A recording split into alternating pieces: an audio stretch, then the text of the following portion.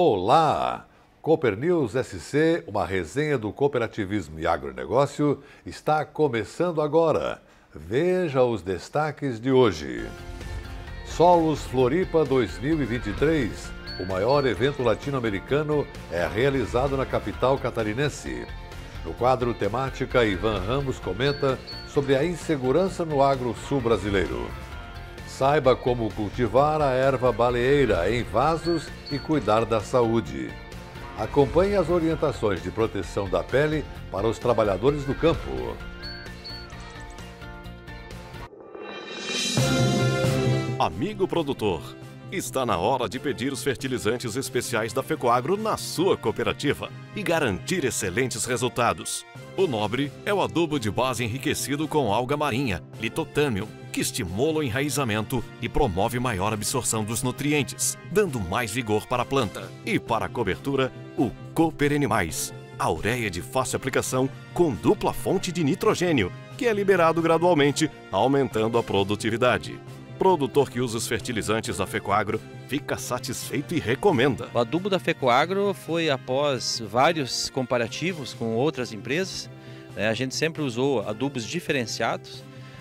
E quando a gente se encontrou na Fecoagro, viu a maior possibilidade de ter uma produtividade com custo-benefício. Os fertilizantes Nobre e Cooper Animais estão disponíveis nas cooperativas filiadas à Fecoagro.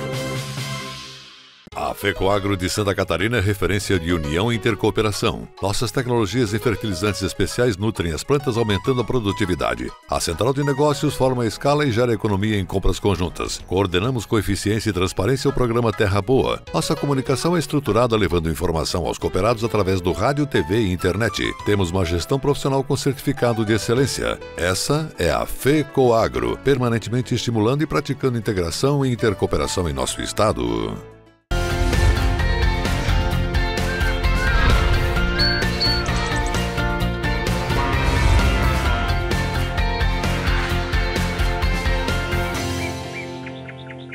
Começamos o programa de hoje destacando o maior evento latino-americano de ciência do solo, realizado em Florianópolis.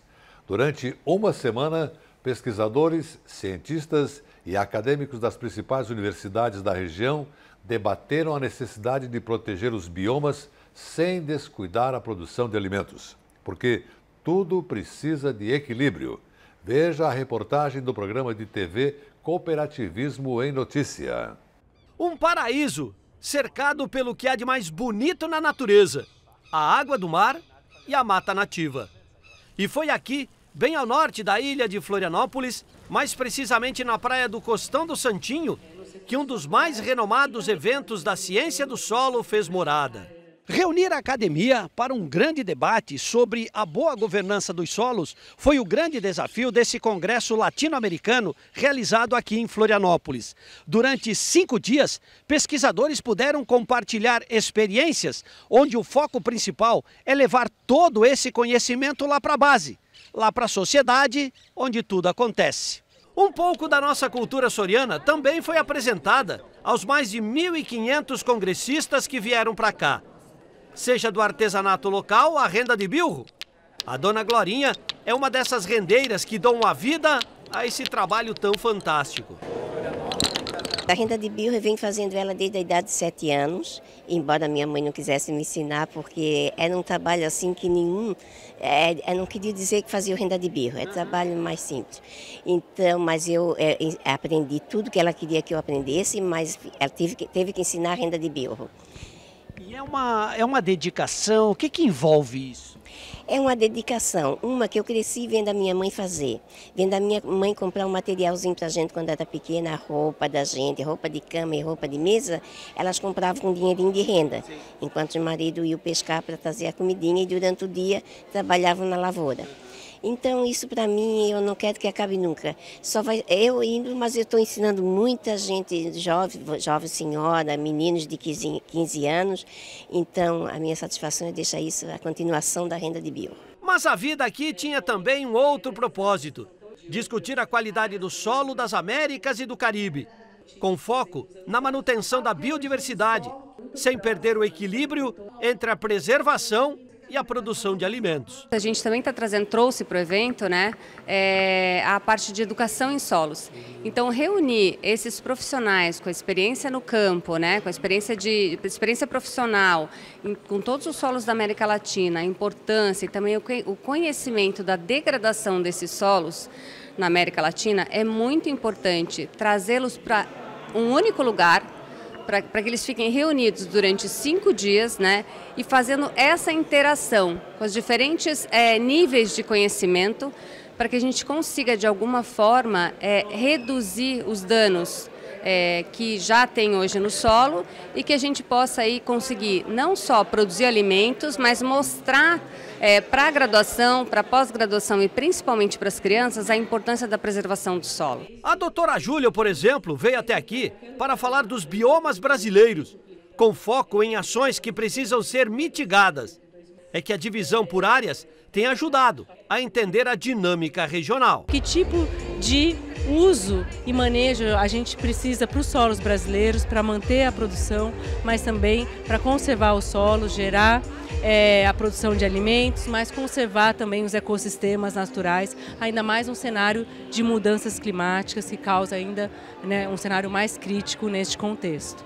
É preciso haver equilíbrio entre a produção de alimentos, a pecuária, a proteção de nascentes, enfim, de solo, de matas, de floresta. Sim, acho que os dados do MapBiomas, eles mostram isso, né? Que a gente precisa garantir e conservar o que a gente tem de vegetação nativa, mas também melhorar com as práticas, né, de manejo do solo e como a gente pode, então, gerar a produção, continuar com a produção de alimentos, aumentar a nossa produção de alimentos, mas também garantir a conservação dos ecossistemas naturais e dos serviços ambientais, como, por exemplo, de água e biodiversidade. O evento debateu também quais são as estratégias mais eficientes para aumentar o uso de nutrientes em sistemas de cultivos. Nós temos que ter cuidado com o solo primeiramente, porque ele na verdade representa 95% de tudo que nós temos em termos de produção de alimentos, é ele quem nos dá.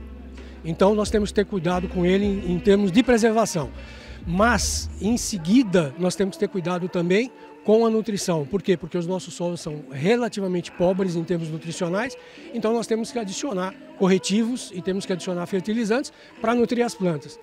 Cuidando do solo e cuidando de uma boa adubação, de uma boa calagem, que é o que a gente faz, né? Nós temos aí grandes chances de conseguir alimentar a população do mundo sem grandes dificuldades. O Brasil tem áreas que podem ser incorporadas, a agricultura já estão sendo incorporadas, nós temos clima adequado para a produção de grãos, frutas, pastagens, etc. Por outro lado, nós importamos boa parte dos fertilizantes que nós utilizamos e a pergunta é como que eu posso continuar a produzir, porém utilizando uma forma mais adequada e mais racional os fertilizantes, seja nitrogenados, fósforo, potássio, etc. Por isso que nós estamos aqui discutindo e algumas estratégias que nós podemos pensar. O primeiro será que não seria adequado nós utilizarmos plantas que sejam mais eficientes na absorção de nutrientes, porém que possuem alta produtividade?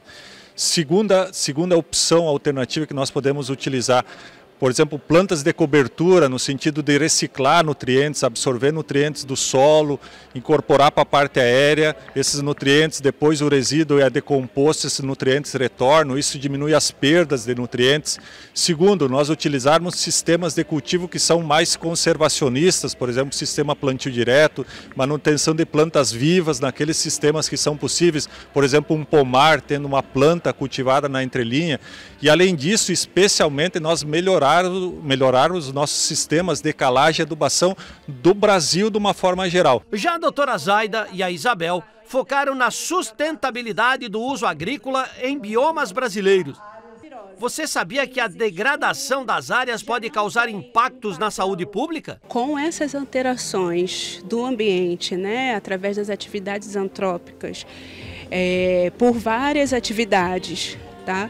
E principalmente desencadeada pelo desmatamento, tem feito com que doenças que antes não eram conhecidas na população passem a ser conhecidas, porque a maioria das doenças elas têm um ciclo já silvestre estabelecido, e quando a gente impacta esse ambiente, né, a gente causa um desbalanço nessas doenças e aí causa o surgimento dessas doenças que antes o homem não fazia parte desse ciclo e ele acaba fazendo parte. Então, não só novas doenças, como também a emergência, né, de outras doenças já conhecidas e que de tempos em tempos nós vemos aí algumas epidemias acontecendo. No momento que a gente consegue diferenciar que nós temos o bioma, quer dizer que nós temos características próprias lá de vegetação, de animais, de população, inclusive de próprios hábitos humanos.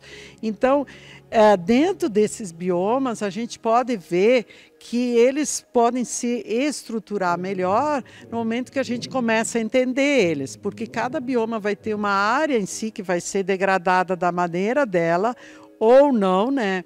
E a gente pode, então, introduzir, digamos, nesse de biomas técnicas, que muitas vezes até são técnicas geradas pela pesquisa daquela região, ou até outras, se é uma tecnologia, digamos, universal, né?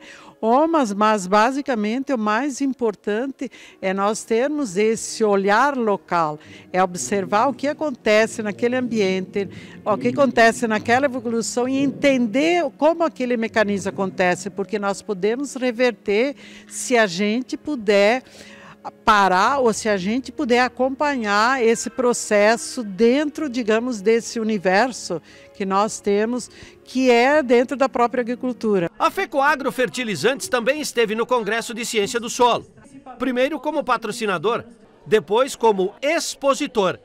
Muita gente esteve por aqui buscando informações sobre a dinâmica de produção de adubos especiais e seus critérios de uso. Teve bastante pessoas da parte de pesquisa, professores, teve extensionistas, né, da própria EPAGRE, próprios estudantes vindo aqui buscar informações e a gente, tendo essas informações, a gente consegue coincidir com as demandas que a própria FECOAGRO tem.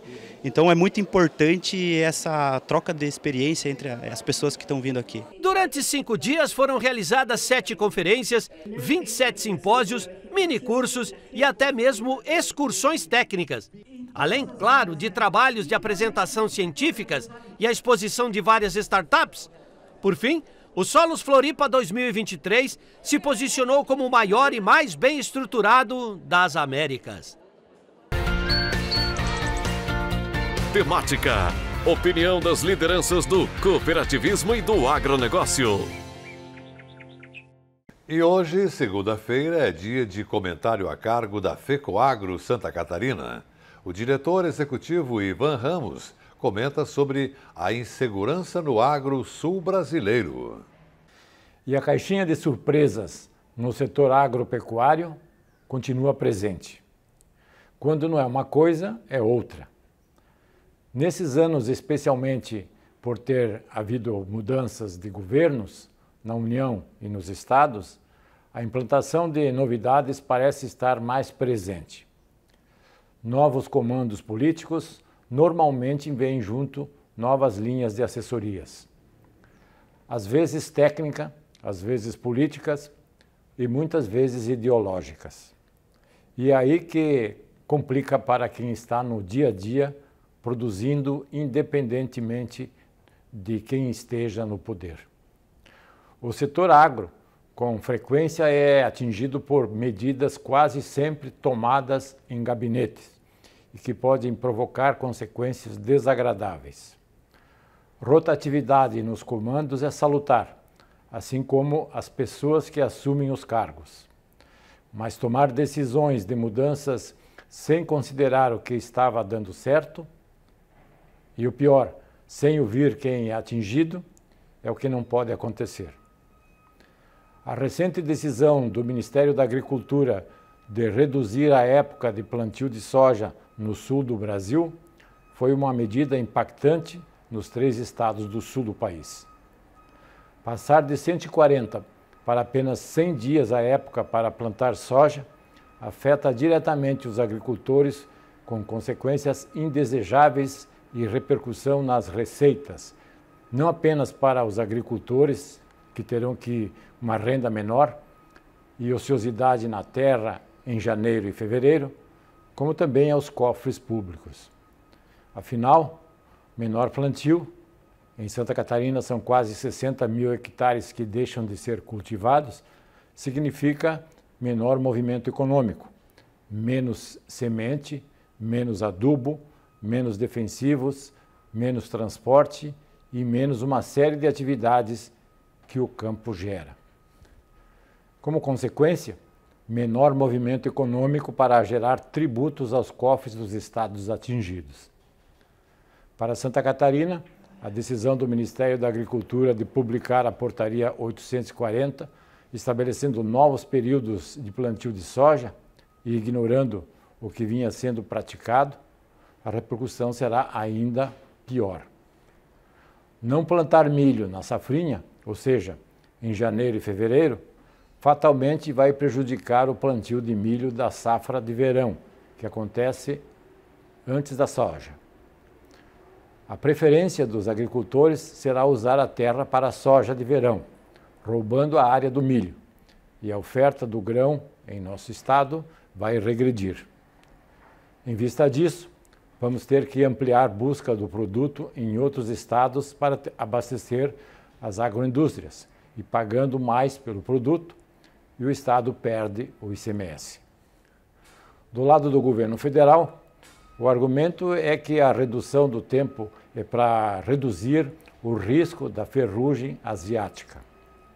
Os técnicos da região sul argumentam que por aqui, historicamente, não existe esse risco, devido ao clima frio. Mas lá, em Brasília, pensam diferente. Acham que tudo é clima igual num país continental. O ministro da Agricultura diz que está sendo estudado regionalizar a medida. Se isso é possível, por que não fizeram antes de anunciar essa portaria que está repercutindo no campo e desgastando o governo? No Brasil, infelizmente, tudo se decide através da pressão.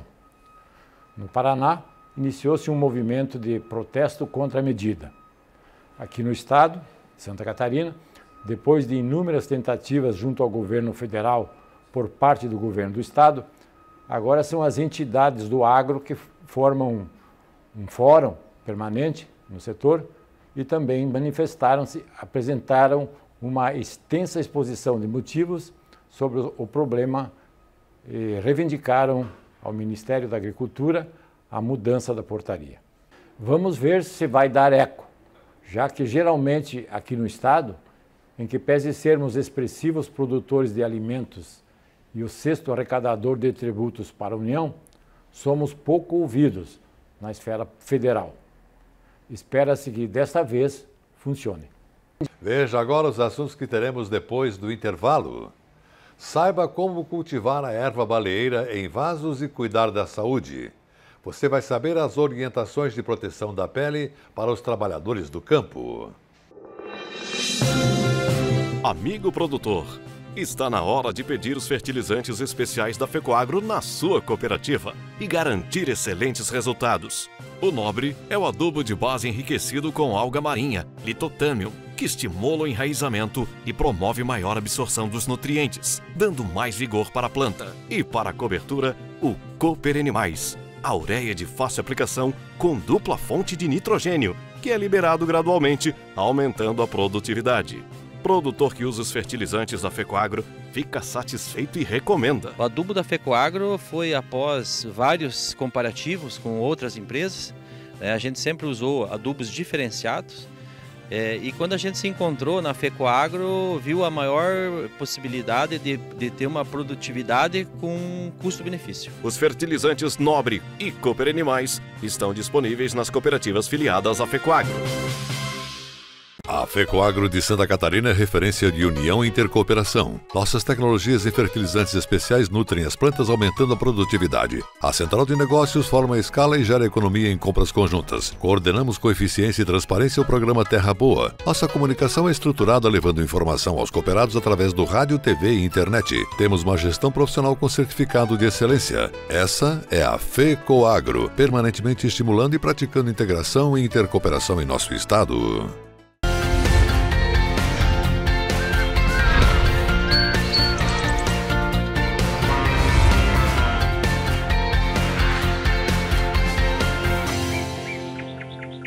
E começamos essa segunda parte do programa falando da erva baleeira, uma espécie muito popular utilizada para curar ferimentos e inflamações. É também apreciada na cozinha como tempero. Aprenda a fazer a muda e o plantio desta punk tão valorizada por suas propriedades medicinais. A reportagem do programa de TV SC Agricultura.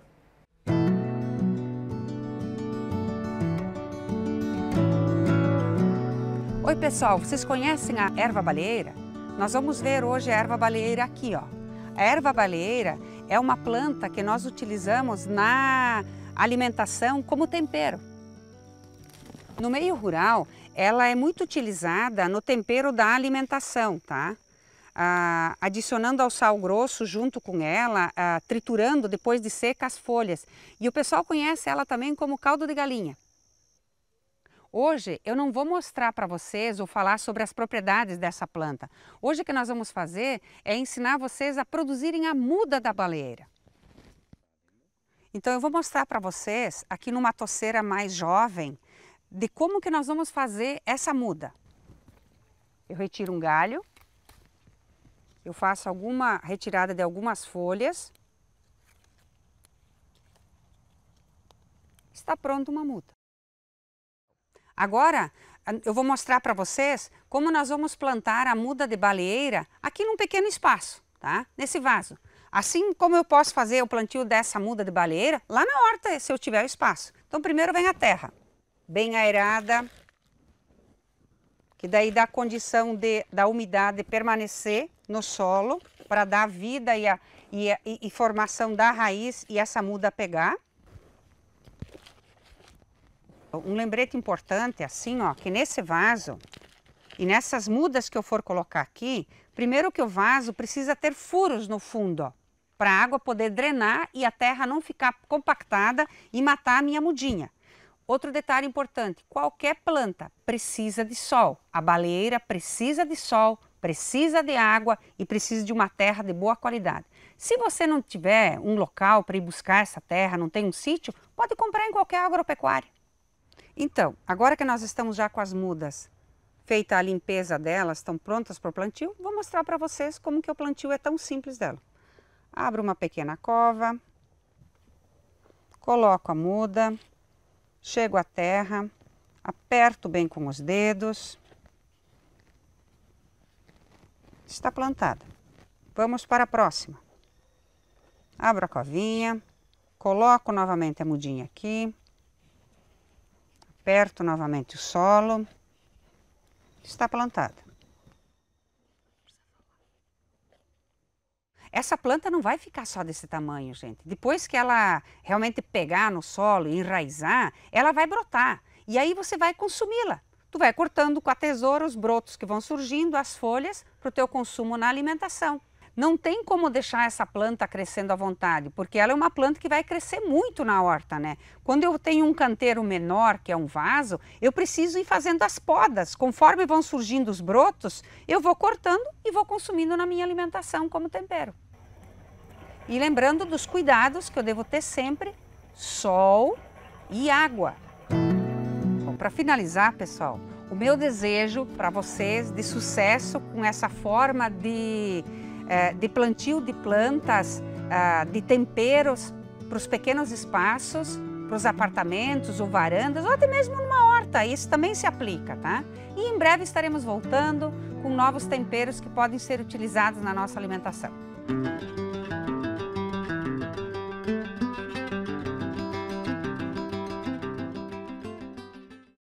E para finalizar, vamos tratar de um assunto muito importante e de interesse de todos, principalmente dos trabalhadores rurais.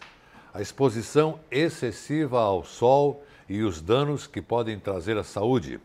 Sabemos que a exposição solar sem proteção é um dos fatores de risco para a causa de doenças de pele, como, por exemplo, o câncer de pele. Vamos ver mais detalhes na reportagem do programa de TV Tribuna Rural. Trabalhar diariamente com exposição ao sol exige cuidados redobrados com a pele. Isso porque a exposição excessiva pode trazer uma série de doenças. Os trabalhadores rurais que trabalham a céu aberto devem ficar em alerta.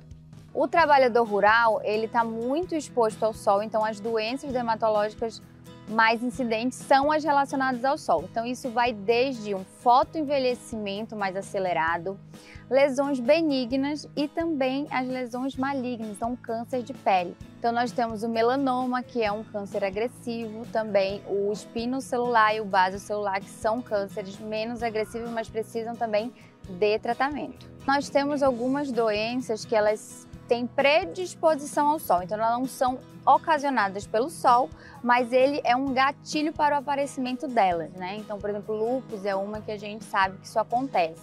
Então, é preciso também fazer essa prevenção, fazendo a proteção solar.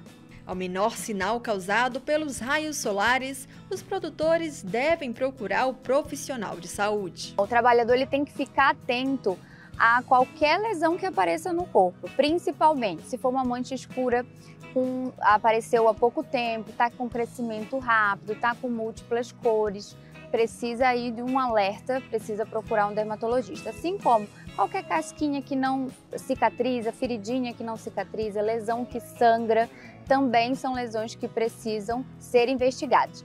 Então, assim, o dermatologista é o médico apropriado para fazer essa investigação. Existe um exame chamado dermatoscopia que faz a avaliação completa dessa lesão. E aí sim vai ser feito o tratamento adequado de acordo com o diagnóstico do paciente. Seja em dias ensolarados ou até mesmo em dias nublados, a radiação solar não desaparece, o que pode ocasionar danos à saúde. Por isso, o cuidado com a pele é indispensável. Quando a gente fala dessas doenças relacionadas ao sol, o principal vai ser o protetor solar, né? Então esse protetor solar tem que ser utilizado todos os dias, tem que ser reaplicado durante o dia. Então, além do protetor solar, também algumas ações como o uso de chapéu, boné para proteger a cabeça. Hoje a gente tem muita roupa de proteção UV, então ela também pode estar sendo utilizada. Então, é necessário fazer essa prevenção contra o sol. Em relação ao protetor solar, hoje em dia a gente tem uma variedade de protetor solar. Ele pode ser com cor, pode ser sem cor.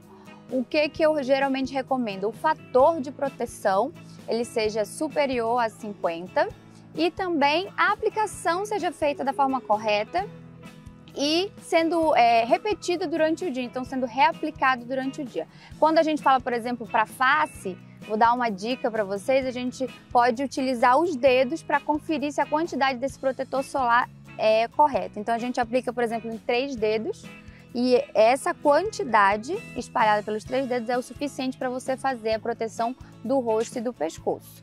Na Fazenda Malunga, o bem-estar e a saúde dos trabalhadores rurais é uma das prioridades. Os colaboradores são instruídos a fazer o uso correto dos produtos que vão protegê-los dos efeitos nocivos da exposição ao sol. Aqui na Malunga, nosso maior investimento são as pessoas, é onde a gente investe e a gente sabe que o IPI é proteção para usos futuros, né? Então, se todo funcionário que entra, ele passa por integração, onde a gente entrega o kit de IPI, que nele contém o chapéu árabe, camiseta com proteção solar, né? E a bota. E a gente também faz a conscientização, né, do uso obrigatório do protetor solar, que ele tem que ser passado todos os dias, pela manhã e na parte da tarde.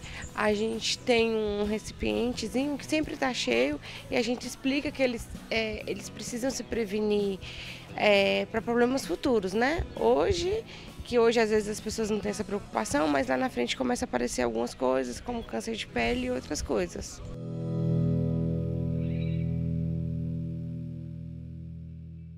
E depois desse grande alerta para a proteção da pele aos trabalhadores rurais, o nosso programa Cooper News SC de hoje termina aqui, deixando para você e sua família um grande e cooperado abraço, uma boa semana e até amanhã.